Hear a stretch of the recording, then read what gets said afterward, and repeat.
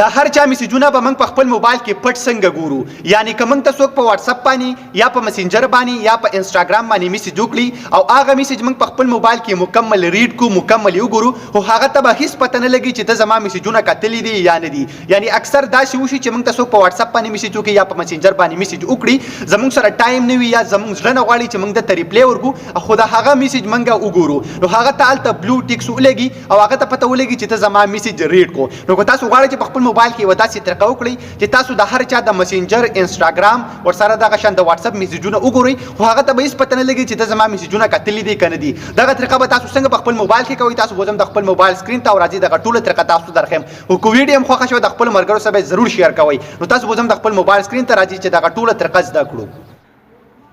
نو تاسو په خپل موبایل کې څه سیټینګ کوئ چې تاسو ته هر چا میسجونه راځي، تاسو یې ګورئ او هغه ته بالکل پته نه لګي. د دې لپاره به تاسو په خپل موبایل کې دا اپلیکیشن انسټالوئ. د دې اپلیکیشن کار سره دا یو داسې اپلیکیشن دی چې په دې کې به تاسو ته د واتس اپ میسجونه هم راځي، څنګه چې تاسو په سکرین باندې ښکاري، د فیسبوک پر ته هم راځي، د ټیلیګرام پر ته هم راځي، د انسټاګرام، د وایبر پلس مسنجر، دا څومره چې سوشل میډیا دغه اپلیکیشنز دي، د دې ټولو اپلیکیشن میسجونه به تاسو ته په دې اپلیکیشن کې دننه راځي. که تاسو په خپل موبایل کې دا یو اپلیکیشن انسټال کړئ او تاسو په دې کې دننه د هر چا د فیسبوک ورسره د واتس اپ دا میسجونه تاسو ورته کتلی شي، هغه ته به بالکل پته نه لګي چې د زما میسجونه کتلي دي که نه دي. یعنې دا خو یو دریم اپلیکیشن دی، تاسو ډایرکټلی که په واتس اپ کې وګورئ نو هغه ته به بیا پته لګي. خو که تاسو په دې اپلیکیشن کې دننه وګورئ د مسنجر دغه شان میسجونه، د انسټاګرام ورسره د واتس اپ، نو بیا به بالکل هغې ته پته نه لګي. نو که تاسو غواړئ چې د هر چا میسجونه په خپل موبایل کې وګورئ او هغه ته هېڅ پته نه لګي، نو هغه تاسو په دې طریقه باندې کولی شي.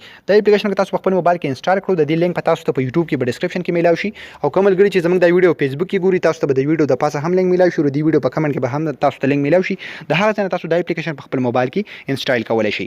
تاسو ته ښکاري په دې کې دننه تاسو ته به واتس اپ هم میلاو شي، دغه شان ورسره تاسو ته په دې کې فیسبوک هم میلاو شي، ټیلیګرام، یا تاسو که په دې ګورئ انسټاګرام، وایبر، دا ټول سیټونه چې کوم دا به تاسو ته په دې کې میلاو شي، او تاسو پکې ټول میسجونه دننه په اسانه طریقه باندې ریډ کولی شي بغیر چې هغه ته پته ولګي. نو خو ملګرو امید لرم دا ټریک به هم خوښ شوی. که ویډیو هم خوښ شوي د خپلو ملګرو سره ضرور شیر کړئ او موږ به خپلو دعاګانو کې یاد ساتئ. د الله په امان.